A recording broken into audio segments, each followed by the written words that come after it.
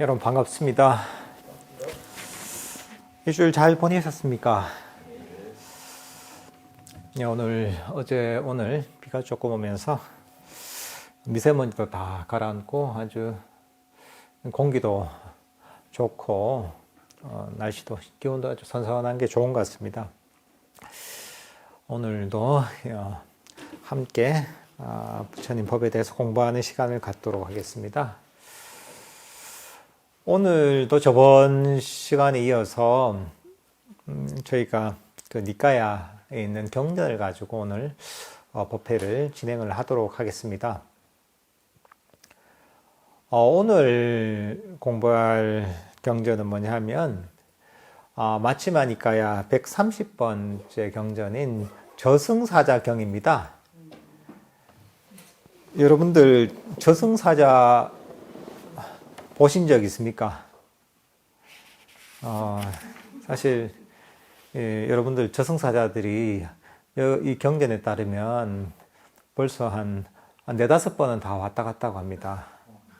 5번은 다 왔다 갔어요. 근데 여러분이 보는 눈이 없어서 보지 못하고 있는 겁니다. 이 중에는 지혜가 있는 분들은 저승사자 아마 몇 번 만난 분이 있을 겁니다. 이제 왜 이런 얘기를 하는지 경전에 이 내용이 나옵니다.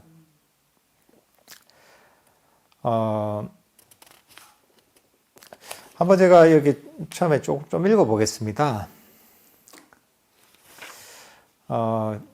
세존께서는 사와띠에서 제타와나 숲의 아나타 빈디카 원님에 머무셨다. 거기서 세존께서는 비구들이여라고 비구들을 부르셨다. 세존이시여라고 비구들은 세존께 응답했다. 세존께서는 이렇게 말씀하셨다. 이 부처님께서 사와띠에 있던 제타와나 기원정사에 계실 때 그때 이제 하셨던 법문입니다. 어떤 법문을 하셨냐 하면 비구들이여, 예를 들면 대문이 있는 두 집이 있는데 눈이 있는 어떤 사람이 가운데 서서 사람들이 문으로 들고 나가는 것을 계속 보고 이 집 저 집 들락거리는 것을 보는 것처럼 나는 청정하고 인간을 넘어선 천안으로 중생들이 죽고 태어나고 천박하고 고상하고 잘생기고 못생기고 좋은 곳과 나쁜 것에 가는 것을 보고 중생들이 지은 바 업에 따라 가는 것을 본다. 어떤 이들은 몸과 말과 마음으로 좋은 일을 하고 성자들을 비방하지 않고 바른 견해를 지어서 정견업을 지었다. 이들은 죽어서 천상세계에 태어난다. 때로는 그런 바른 좋은 업을 지어서 인간세계에 태어난다. 어떤 이들은 몸과 말과 마음으로 못된 짓을 하고 성자들을 비방하고 삿된 견해를 지니어서 사견업을 지었다. 이들은 죽어서 악유계에 태어나기도 하고 축생계에 태어나기도 하고 죽어서 불행한 곳, 파멸처, 지옥에도 태어난다. 그러니까 이 부처님의 그런 여러 가지 능력들이 있습니다. 신통이라고 하죠. 신통 중에 제일은 뭐죠? 누진통이라고 합니다. 그러니까 누가 흘러나올 누고 진이 닿을 진자인데 우리 번뇌가 흘러나오는 거랍니다. 끊임없이 여러분들 마음에서 번뇌가 흘러나오죠, 그죠? 그 번뇌의 흘러나옴이 완전히 닿는 것. 이게 최고의 신통입니다. 여러 가지 육신통에서 하늘을 날고 전생을 보고 남의 마음을 읽고 온갖 신통이 다 있습니다. 또 경전에 보면 재밌는 신통들이 있어요. 어떤 경우에는 보통 육신통 여기엔 들어가지 않는데 예를 들면은 비를 내리게 하는 이런 신통도 있어요. 경전에 초기 경전에 나와 있습니다. 어떤 경우에는 불을 일으키는 이런 신통도 있고 재밌는 신통들이 많이 있어요. 그렇지만 어떤 신통과도 비교할 수 없게 뛰어난 게 뭐냐면 바로 이 누진통입니다. 누진통이 번뇌를 완전히 소멸시켰기 때문에 모든 괴로움에서 벗어나게 되는 것이고, 우리가 윤회의 그런 사이클에서 완전히 벗어나게 되는 불교의 궁극적 목표가 바로 이 누진통을 얻는 것이다 라고 할 수가 있습니다. 근데 그리고 부처님께서 또 그 여러 신통 중에 또 부처님의 깨달음에 이를 때 얻은 신통이 누진통이 두 가지가 있는데, 이 세 가지를 합쳐서 누진통과 세 가지를 합쳐서 이제 삼명이라고 합니다. 근데 이제 그 중에 첫 번째 그 중에 한 가지가 뭐냐면 천안통입니다. 그 다음 한 가지가 또 이제 전생을 보는 숙명통이죠, 그죠? 숙명통이라는 자신의 전생을 보는 이런 신통이 있고, 지금 여기에 있는 건 뭐냐면 중생이 자기 스스로의 업에 따라, 그러니까 그러니까 천상이나 인간계를 선처라고 합니다. 선처에 태어나기도 하고, 때로는 악업을 지어서 마귀계나 또는 지옥과 같은 또 축생계 같은 그런 악처에 태어난 이런 것들을 보는 그런 눈이 생기는 것을 바로 천안통이라고 합니다. 여기서는 부처님의 천안으로서 이게 보는 거죠. 그래서 중생들이 업에 따라 어디에 태어나는지 있는 그대로 보는 겁니다. 보통 존재들은 가지지 못한 그런 신통인 거죠, 이게.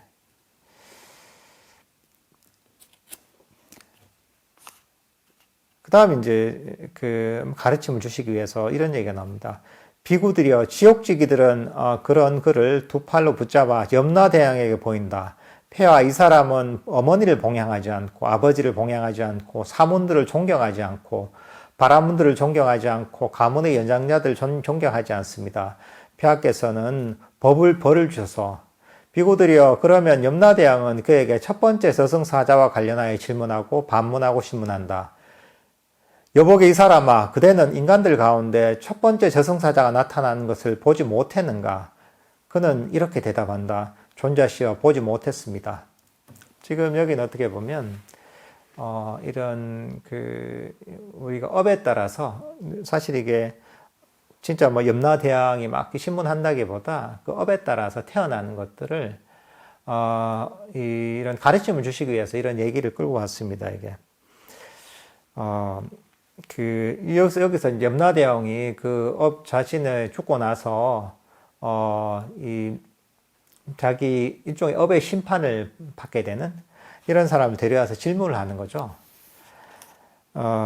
이 첫 번째 저승사자가 나타난 걸 보지 못했냐 하니까 당연히 보지 못했습니다, 이럽니다. 그러니까 이제 염라대왕이 이렇게 얘기하는 거죠. 염라대왕은 이렇게 말한다. 여보게, 이 사람아, 그대는 인간들 가운데서 아무것도 모르고 아직 뒤척이지도 못하고 반듯하게 누워만 있는 갓난아이가 자신의 대소변에 범벅이 되어 악취가 나는 것을 본 적이 있는가? 그는 이렇게 대답한다. 존자시여, 본 적 있습니다. 비구들이여, 그러면 염라대왕이 이렇게 말한다. 여보게, 이 사람아, 지혜롭고 현명한 그대에게 다음과 같은 생각이 들지 않았는가? 나도 역시 태어나기 마련이고 태어남을 극복하지 못했다. 참으로 나는 몸과 말과 마음으로 선행을 하리라 라고. 그러면 그는 대답한다. 존자시여, 저는 그렇게 하지 못했습니다. 저는 게을렀습니다.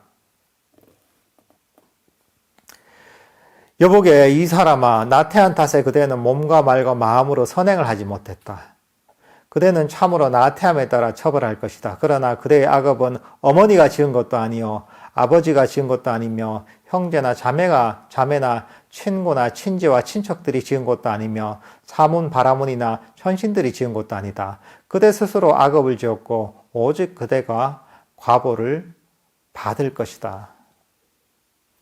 그러니까 여기서 얘기하는 첫 번째 저승사자는 생이라는 거, 태어남이라는 거죠.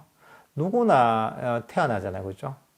그 어머니 태 속에서 지내다가 그 다음에 태어나게 되는데, 사실 이 태어남이라는 것, 여기서 보면 나중에는 두 번째 저승사자, 세 번째 저승사자, 네 번째, 다섯 번째가 나오는데, 네 가지가 뭐냐면 생로병사가 이 네 가지고, 또 한 가지 뭐냐면 우리가 살면서 겪게 되는 많은 괴로운 사건들, 괴로운 경험들을 로 해서 이 다섯 저승사자라고 얘기합니다. 그 첫 번째는 이 생이라는 거죠. 그러니까 우리가 이 죽고 나서 이 삶이 끝나는 게 아니라 다시 새로운 생명을 받게 되고 그런 어떤 이 생명을 얻어서 정말 몸도 가누지 못하고 대서변도 가리지 못하는 그런 괴로움을 겪게 된다는 거죠, 이게. 이제 여기서 보면 지혜가 있는 사람은 이게 이 중생들이 결국은 존재가 이런 고통을 겪을 수밖에 없겠구나. 그러니까 나는 이런 고통을 겪지 않도록 이런 어떤 그 선법을 닦고 선업을 행하고 수행을 해야겠다. 이런 마음을 내는 것이고, 이런 지혜가 없는 사람들은 그냥 아무런 생각 없이 그냥 살게 되는 거죠, 이게. 이 첫 번째 이제 저승사자가 이제 생이라는 것이고, 두 번째 저승사자는 뭐냐 하면 그 늙음입니다. 이렇게 표현합니다. 이 사람아, 그대는 인간들 가운데 여자나 남자가 나중에 80이든 90이나 100살이 되어서 늙어서 석가래처럼 굽고 꼬부랑하게 되고 지팡이에 의지하고 덜덜 떨면서 걷고 병들고 젊으면 가버리고 이가 부서지고 머리털은 백발이 되고 머리털이 빠지고 대머리가 되고 주름살이 늘고 사지에 검버섯이 피는 것을 본 적이 있는가? 이게 바로 두 번째 저승사자라는 거죠. 누구나 늙잖아요, 그죠?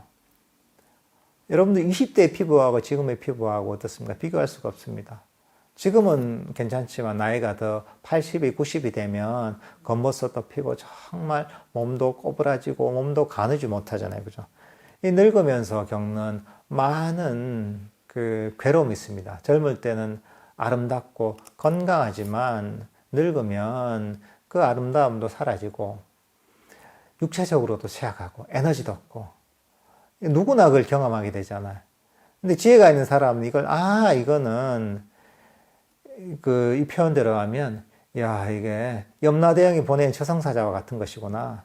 이 존재가 겪을 수밖에 없는 필연적 고통이구나. 이걸 아는 거죠. 그러면서 그럼 난 여기서 어떻게 벗어나야 되는가 하고서 지혜롭게 이 법을 배우고 실천하게 되지만 그런 지혜가 없는 사람들은, 보통 사람들은 별 생각이 없는 거죠. 그냥 늙으면 늙은갑다. 원래 인간이 그런갑다. 이러고 그냥 넘어가게 되는 거죠. 이 세 번째는 뭐냐면 병입니다. 여보게 이 사람아, 그대는 사람들 중에 중병에 걸려 아픔과 고통에 시달리며 자기 대소변에 범벅이 되어 들어 누워 있고 남들이 익혀 세워주고 남들이 앉혀주는 남자나 여자를 본 적이 있는가? 그러니까 병들면 어떻습니까? 누구나 병이 걸리잖아요. 사람이 죽을 때는 누구나 병으로 죽습니다. 대부분 노환으로 죽는다 하면 보통 암으로 죽거나 보통 그렇거든요. 이게. 어쨌든 간에 누구나 이 젊을 때든 나이가 들어서든 죽음에 임박해서든 병들게 되고 병 때문에 많은 괴로움을 겪습니다. 누구도 피해갈 수 없는 겁니다. 그죠? 그렇지만 지혜로운 사람은 이 병듦 자체가 보면 내가 내 업에 의해서 윤회하면서 받을 수밖에 없는 그런 고통인데 이 고통에서 어떻게 벗어날까? 어떻게 하면 여기서 벗어날까 생각하지만 이 보통 법무들은 그렇게 생각하지 않는 거죠. 그냥 잠시 병들 때만 뭔가 인생에 대해서 좀 생각할 수도 있지만 병에서 낫고 나면 까마득하게 잊어버리는 거죠, 이게.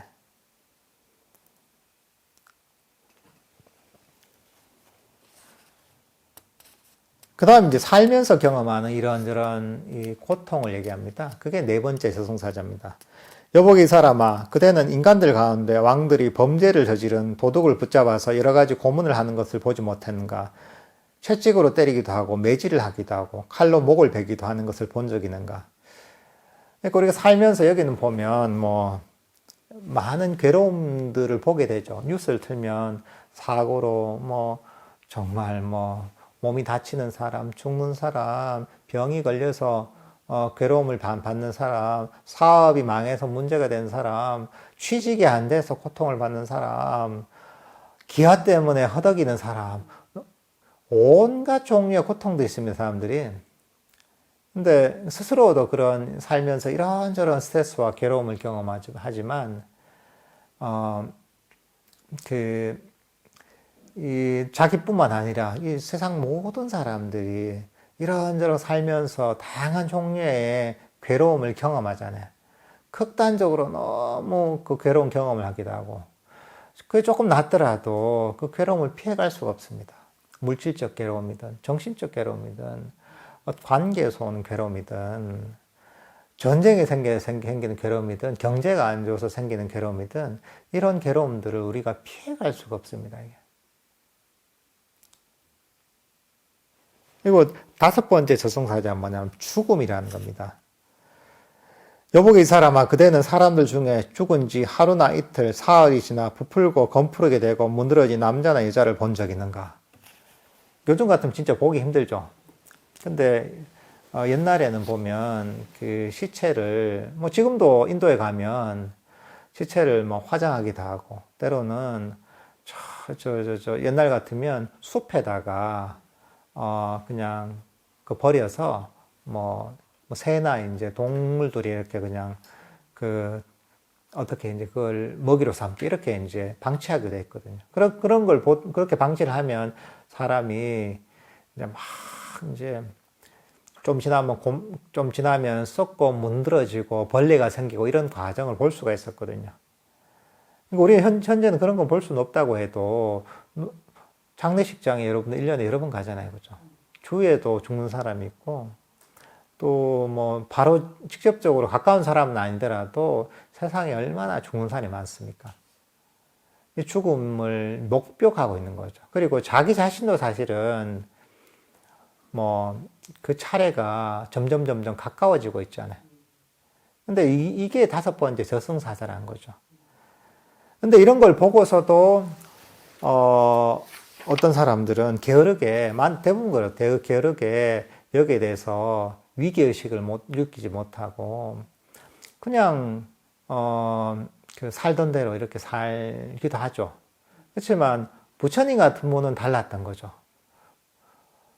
지혜가 있는 사람들은 다른 거죠. 부처님 같은 분들은 어려서부터 보면 병들고, 늙고, 죽는 사람들 보게 되잖아요, 당연히. 그러면서 나도 여기서 예외가 아니구나. 나도 생로병사에서 예외가 아니고 나도 늙을 것이고 나도 병들 것이고 나도 죽을 것인데 그냥 나는 넉넉고 그냥 그런 어떤 이런 늙음과 병들과 죽음을 기다릴 것인가?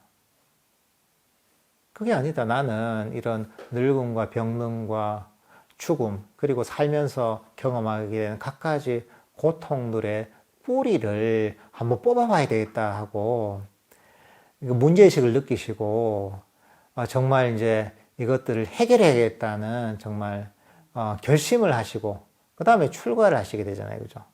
출가를 해서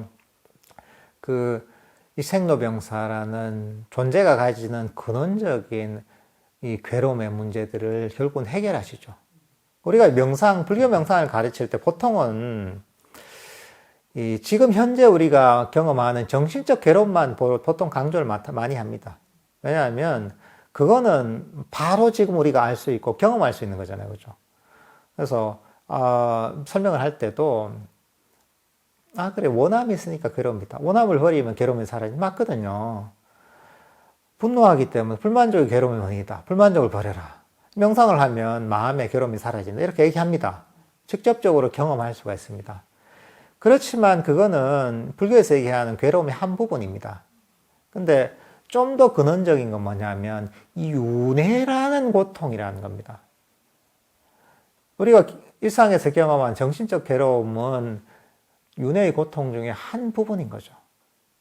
그렇지만 우리가 윤회하면서 선업을 짓고 악업을 지으면서 우리가 업에 따라서 다시 태어나게 된다. 태어나게 되면서 그 다음 늙고 병들고 죽고 살면서 각가지 괴로움을 경험하게 된단 말이죠. 업에 따라서. 그러니까 사실 이게 근원적인 괴로움이죠, 이게.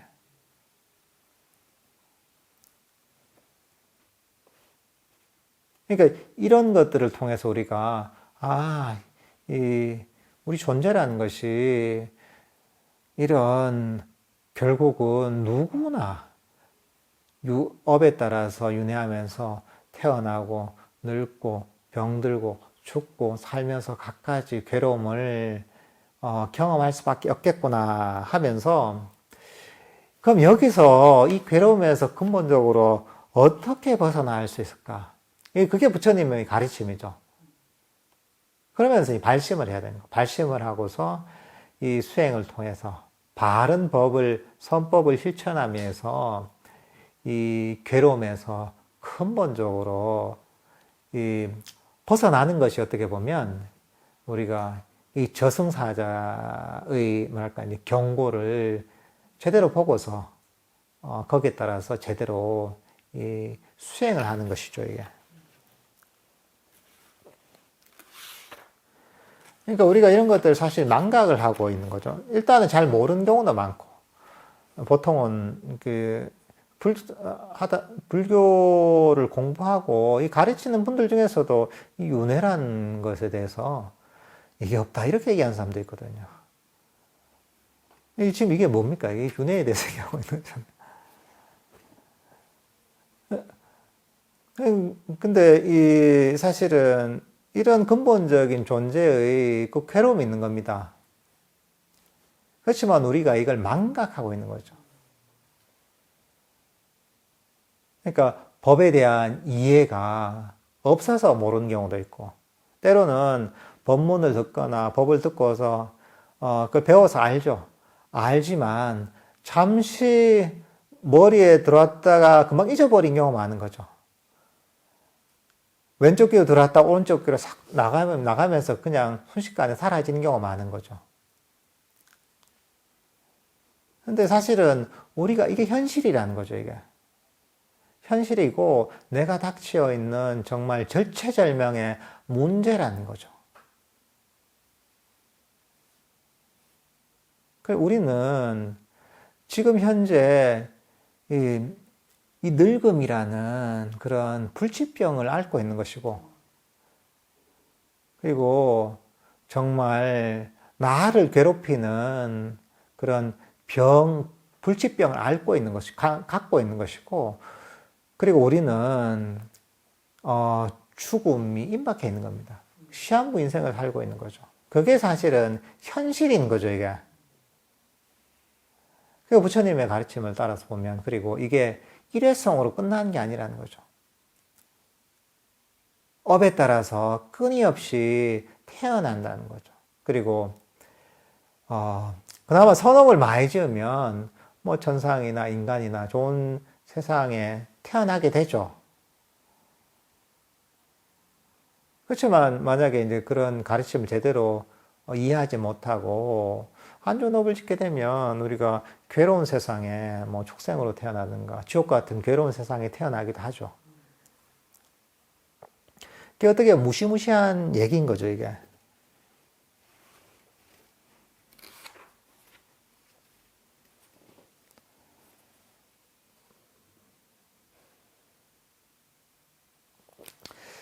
그래서 이제 부처님께서도 보면 우리가 윤회하면서 겪는 고통과 나름의 그 즐거움들을 이렇게 비합니다. 윤회하면서 우리가 겪는 즐거움은 이 소발자국의 개인, 소발자국이 하면 흙에 딱 그 발자국이 생기면 거기에 약간의 이 홈이 생기잖아요. 거기 개인 물이 그런 우리가 윤회하면서 경험하는 즐거움이라면 그 고통은 저 바다와 같다 이렇게 합니다. 좀 무시무시한 얘기죠. 그리고 이제 우리가 윤회하면서 경험하는 고통이 겨자씨 같다면, 즐거움이 겨자씨 같다면 고통은 숨이 산 것 같다. 무시무시한 비유라서요. 또 윤회하면서 경험하는 즐거움이 반딧불과 같다면 그 고통은 해와 달과 같다. 이렇게 얘기하시고, 또 뭐가 있나. 윤회하면서 경험하는 그런 그 즐거움이 연뿌리에 있는 구멍 있잖아요. 그 구멍과 같다면 그 고통은 저군과 같다. 이렇게 그 크기가. 그러니까 사실은 부처님이 그런 얘기했어요. 인간으로 태어나는 것이 굉장한 많은 공덕이 쌓여야 된다고 하거든요. 근데 지금은 어떻게 보면 여러 가지 좋은 인연들, 자신의 좋은 업들이 모여서 굉장히 행복한 세상에 태어나신 겁니다. 그렇지만 이게 영원한 게 아니라 아주 불안정한 거라는 거죠. 우리가 언제 또 인간으로 태어나서 이렇게 법을 공부하고 수행할 수 있는 인연이 생길지 알 수가 없거든요. 너무나 위험한 거죠, 이제. 그러니까 이럴 때 어떻게 보면 이 경전에서 얘기하는 이런 이 생로병사와 삶의 고통이 주는 그런 저승사자의 이 경고를 잘 이해하고 이럴 때일수록 법을 잘 닦아야 되는 거죠. 그러니까 우리가 사실은 망각의 동물입니다. 일단 법을 만나기 힘들고 모르죠. 만나서 공부를 해도 금방 이 중요성을 잊어버리기 쉽습니다. 여러분들 많이 들은 그런 안수정 등의 그런 이야기가 있습니다. 많이 들어보셨을 거예요. 이게 어떤 얘기냐면, 광야에 어떤 남자가 막 엄청난 급하게 막 뛰어가고 있어요. 왜 뛰어가냐 보니까 뒤에 무시무시하게 큰 아주 싸나운 야생 코끼리가 그 남자를 쫓아가고 있어요. 야생 코끼리가 굉장히 위험하거든요. 밟히면 그냥 아무것도 안 남죠. 그냥 가루가 돼버리죠. 근데 마침 보다 보니 남자가 뛰다 보니까 저 멀리 보니까 그 우물이 하나 있는 거예요. 마침 우물 속으로 나무 뿌리가 이제 쭉 이어져 가지고 있는 거야. 그래서 살았다 해서 이제 이 우물로 들어가서 나무 뿌리를 잡고 내려오는 거야. 그러니까 이제 그 우물 속으로 들어가니까 코끼리가 그 사람을 해치지 못하죠. 우물 바닥으로 이제 쭉 내려가려고 하다 보니까 바닥에 입을 확 벌리고 용이 있는 거예요, 이게. 용이 막 이빨을 막 보이면서 입을 쫙 벌리고 있는 거죠. 아가리를 벌리고 있는 거죠. 야, 그럼 옆으로 이제, 그럼 옆에 이제 그럼 내가 이제 좀 쉴까 하니까 옆에는 사방으로 4마리 뱀이 이제 막 물려고 막 혀를 내밀고 막 입을 벌리고, 아가리를 벌리고 있는 거예요. 이 절체절명의 위기죠. 근데 또 위를 보니까 그 나무 뿌리를 검은 쥐와 흰 쥐가 막 갉아먹고 있는 거야.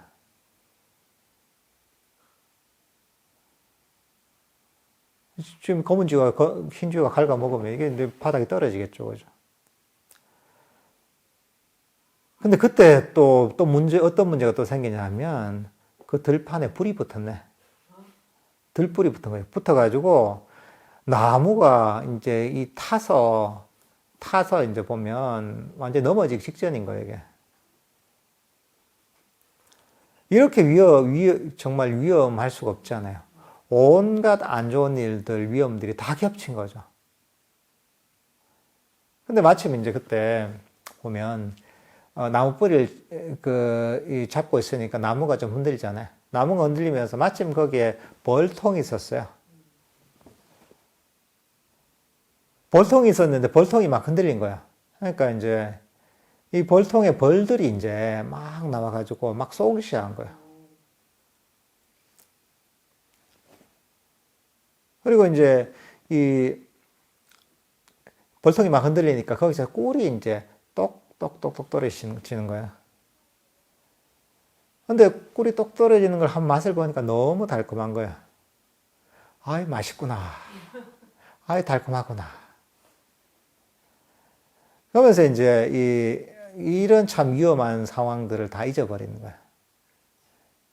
그러니까 지금 이렇게 위험한 상황에서 이 벌통에서 떨어지는 꿀을 맛보고 맛있구나 하고 있는 게 중생들의 현실이라는 거죠.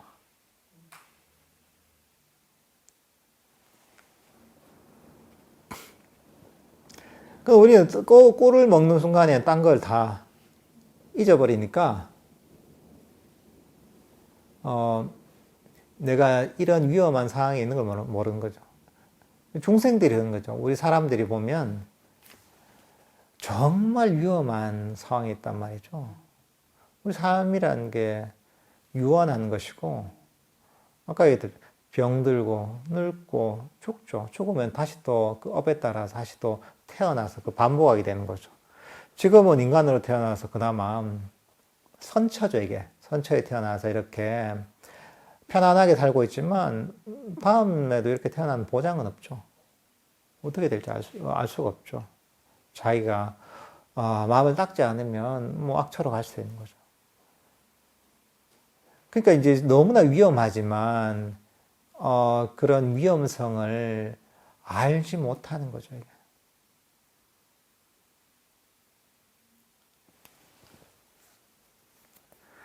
그러니까 사실 우리가 때때로는 이런 본문을 들으면서 자기 자신을 사실 일깨워야 됩니다. 법을 들으면서 정신을 좀 차려야 되는 거죠, 이게. 이게 정말 심각하구나 하는 그런 이 심각성을 인식을 해야 되는 거죠. 그러니까 사람들은 그런 게 있죠. 눈앞에 닥쳐야지 이제 조금 심각성을 인식을 하죠. 나이가 드신 분들도 그렇죠. 보면 80이 넘고 연세가 드셔도 내가 죽어야지 이런 분들도 죽는다는 생각 안 합니다. 대부분. 그러니까 거의 실제로 남들이 봐서 죽음이 그렇게 멀지 않았는데도 그럼에도 불구하고 잘 생각하지 않죠. 그러니까 그보다 젊은 사람들은 말할 필요가 없는 거죠. 그러니까 우리가 이런 어떤 위험한 상황에 있는 이런 어떤 우리의 존재의 어떤 조건들을 망각하고 있습니다. 어떻게 보면 법을 잊어버리고 있는 겁니다, 이게. 그래서 불교 수행 중에 이런 법을 잊어버리지 않도록 하는 수행들이 많이 있습니다. 그 중에 한 가지가 죽음에 대한 명상이죠. 그러니까 이것도 어떻게 보면 지혜를 일으키는 아주 강력한 그런 명상법이거든요. 죽음을 잊어버리고 있잖아요. 끊임없이 죽음을 상기시키는 거예요. 40가지 명상법 중에 하나에 들어갑니다. 내가 죽는다면 남는 게 무엇인가? 몸도 사라지고, 내 갖고 있던 물건들도 아무 소용이 없게 되고, 내 마음도 사라지고, 이 먹는 것도 사실은 의미가 없는 것이고, 이런저런 내 지위도 소용이 없는 것이고, 죽고 나면 갖고 갈 수 있는 게 뭐냐? 내 생각이라는 것도 사라지지, 의지도 사라지지. 내가 가지고 있는 욕망도 이게 무슨 소용이 있나? 이러면서 이 죽음에 대해서 생각하면서 있는 그대로 내 자신을 볼 수가 있게 되는 거죠. 지혜가 일어나는 거죠. 이러면서 계속 모든 집착들을 놓아버리게 되면서 그러면서 이 삼매가 개발되고 지혜를 개발하는 이 방법이 어떻게 보면 마라누사티라고 해서 죽음에 대한 명상입니다. 어떻게 보면 이게 법을 계속적으로 기억하는 거죠. 기억해서 이게 아주 깊은 명상에까지 들어갈 수 있는 또 강력한 방법인 거죠, 이게. 이 법을 이해하고 기억한다는 건 사실 이런 효과였습니다, 이게. 이걸 통해서 지혜가 생기고 집착이 놓아져 버리는 거죠. 쓸데없는 번뇌에 훨씬 덜 끄달리는 거죠. 왜냐하면 이건 진리, 있는 그대로의 진리를 얘기해주고 있는 거니까, 이게. 과장도 아니고, 있는 그대로의 우리의 현실을 얘기해주고 있는 겁니다. 그러니까 이걸 잊어버리지 않도록 자꾸, 이런 내용들을 자꾸 기억하고 스스로를 일깨워야 됩니다, 이게. 우리가 명상을 할 때도 자주 잊어버리거든요. 생각이라는 게 무상한 것이다. 그렇잖아요. 실체가 없잖아요. 생각이란 게 실체도 없는. 그렇지만 우리가 법문을, 생각이란 게 무상하지. 실체가 없지. 좀 지나면 또 까먹어버립니다. 생각을 실체로 여기고, 온갖 생각에 빠져서 그것 때문에 괴로워합니다. 사실 실체가 없는데도 불구하고. 왜냐하면 그것도 마찬가지로 법을 계속 잊어버리기 때문입니다. 과거는 지나가 버리는 것이고 미래는 오지 않은 것이다. 이게 맞잖아요. 실체가 없잖아요. 그렇지만 우리는 끊임없이 지나간 일 때문에 후회하고 다가오지 않은 일 때문에 불안해하고 걱정하고 괴로워합니다. 이 법을 잊어버리는 거죠. 이게. 법에 대한 바른 이해가 사라진 것이고 한편으로는 마음챙김이 사라진 거죠. 이게. 마음챙김은 법의 기억이라는 측면도 있습니다. 마음챙김을 확립한다 할 때 우리가 마음을 깨어있게 만든다 이런 측면도 있지만 바른 법을 잊어버리지 않는다는 측면도 있습니다. 그래서 항상 우리가 마음챙김을 얘기할 때는 그냥 마음챙김 이것만 얘기하지 않습니다. 나오는 게 싸띠 쌈빠졌냐 이렇게 표현합니다. 정념정지입니다. 바른 알아차림과 바른 이해, 법에 대한 바른 이해 항상 같이 갑니다. 한편으로는 이걸 싸띠 빤냐라고도 합니다. 마음챙김과 지혜. 어떻게 보면 지혜라는 게 법에 대한 바른 안목이라고 할 수가 있거든요. 이게 항상 같이 가는 겁니다, 이게. 그러니까 우리가 다 아는 것 같잖아요. 다 아는 게 아닙니다. 이걸 진짜 아는 사람은 이런 생로병사의 이런 위험에 있다는 것들을 실제로 받아들이는 겁니다. 야, 내가 정말 위험한 상황에 있구나. 근데 보통은 알겠네 한 사람은 이거는 드라마에서 나온 얘기예요, 그냥. 지금 경련 얘기하지만 사실은 대부분 경우에 원문을 들어도 이거는 실제가 아니에요. 실제가 아니라 옛날 얘기, 드라마에서 나온 얘기인 거죠. 실제로 그 사람의 마음속에서는. 그러면 이게 별로 중요한 게 안 되는 거죠. 근데 부처님 이나 그런 바른 수행자 같은 경우는 그렇게 받아들이지 않죠. 이게 너무나 심각한 현실이라는 거죠. 너무나 절체절명의 위기라는 거죠. 그걸 아는 거죠. 야, 내가 정말 이제 우물 속에서 뿌리를 하나 잡고 이렇게 정말 이 사방이 위험으로 가득 차 있는 이런 위험한 상황에 있다는 것을 실감하는 거죠, 이게. 그게 실감이 더 되면 될수록 어떻게 보면 우리 법에 대한 이해가 더 깊어진다고 할 수가 있습니다.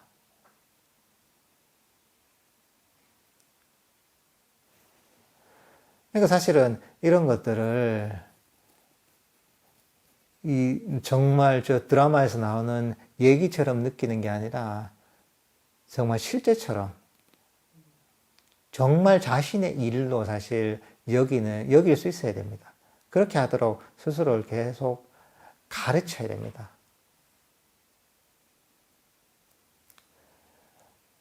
그렇게 하다 보면 내가 갈 길이 명확해지죠. 근데 번뇌들도 훨씬 적게 일어나게 됩니다. 왜냐하면 내가 이렇게 위험한데 딴 생각할 그 틈이 없는 거예요, 이게. 내가 이게 이 꿀을 먹고 있을 때가 이걸 내가 이 꿀의 달콤함을 즐기고 있을 때가 아니라는 걸 아는 거죠. 꿀이 의미하는 게 뭐냐면 우리 오욕을 의미합니다. 오욕.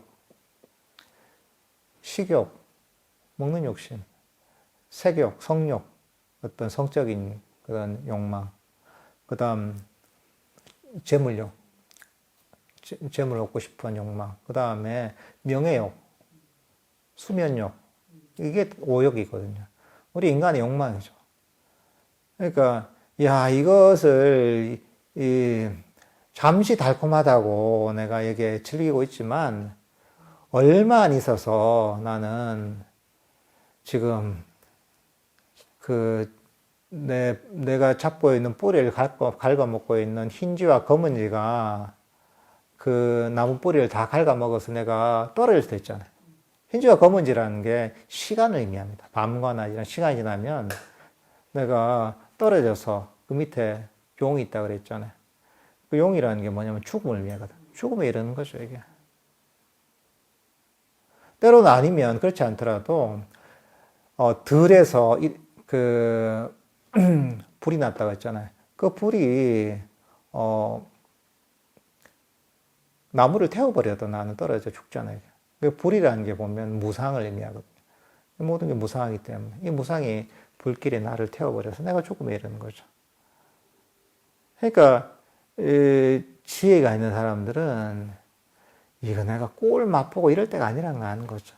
거기서 탈출하는 방법을 생각하는 거죠. 그 탈출법을 어떻게 보면 부처님께서 가르쳐 주신 거죠, 이게. 어떻게 탈출해야 되는가?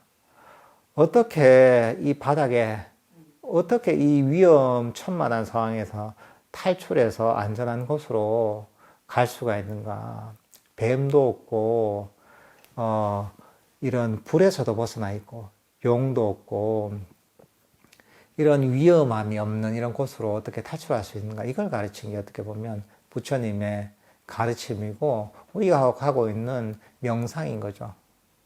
그러니까 우리가 하고 있는 불교 명상은 지금 현실에서 보면 마음의 괴로움을 없애고 마음을 고요하고 평화롭게 만드는 아주 눈에 보이는 현실적인 그런 방법이죠. 그죠? 괴로움을 없애는, 마음을 치유하는 그런 마음의 스트레스를 없애고 괴로움을 없애는 아주 좋은, 누가 봐도 아주 실용적인 현실적인 방법입니다. 하지만 좀 더 깊이 들어가면 그거 플러스 이 수행은 바로 생로병사하는, 그리고 존재가 경험할 수밖에 없는 갖가지 고통들, 윤회하면서 겪는 갖가지 고통들에서 완전하게 벗어나기 위한 윤회의 그런 고통의 사이클에서 벗어나기 위한 그 길인 거죠, 이게.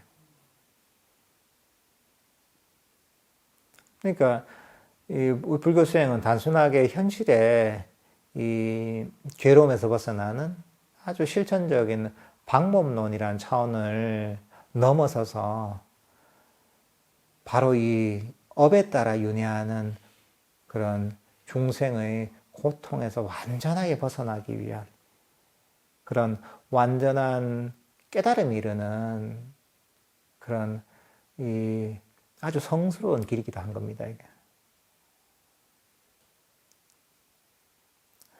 그러니까 사실 경전이나 이런 데서는 이런 맥락에서 주로 얘기를 해요. 부처님은 아주 근본적이고 궁극적인 가르침을 주시기 때문에 한편으로 보면 좀 어렵기도 하죠. 이게.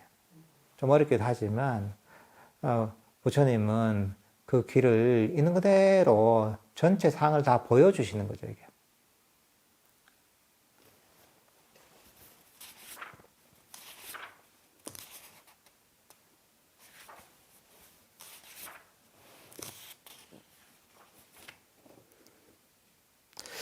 그래서 이제 이 부처님은 이런저런 법문을 하신 다음에 마지막으로 이런 어떤 말씀을 하십니다. 저승사자들의 경고를 받고도 많은 인간들이 방일하나니 저혈한 몸을 받아서는 오랜 세월을 슬퍼하노라. 여기 바른 사람은 저승사자들의 경고에 방일하지 않고 언제든지 성스러운 법을 닦노라. 취착은 태어남과 죽음의 원인. 그것의 두려움을 보아 취착하지 않기에 태어남과 죽음의 소멸을 얻었으니 그것이 바로 해탈이여라. 그들은 안원을 얻어 행복하고 지금 여기에서 행복을 얻어 모든 증오와 두려움을 극복하고 모든 괴로움에서 벗어났노라. 그러니까 이 불교 여기서 얘기하다시피 태어남과 죽음에서 완전히 벗어났고 그리고 모든 괴로움을 소멸시킨 이런 수행을 통해 이런 깨달음에 이르는 거죠, 이게. 이런 가르침들이 어떻게 보면 부처님의 일관된 말씀이죠. 다양한 가르침으로, 다양한 방식으로 중생들이 보면 이런 괴로움에서 벗어나서 궁극적으로 이 윤회의 고통에서 벗어나서 해탈하도록 하시는 것이 이 부처님의 가르침입니다.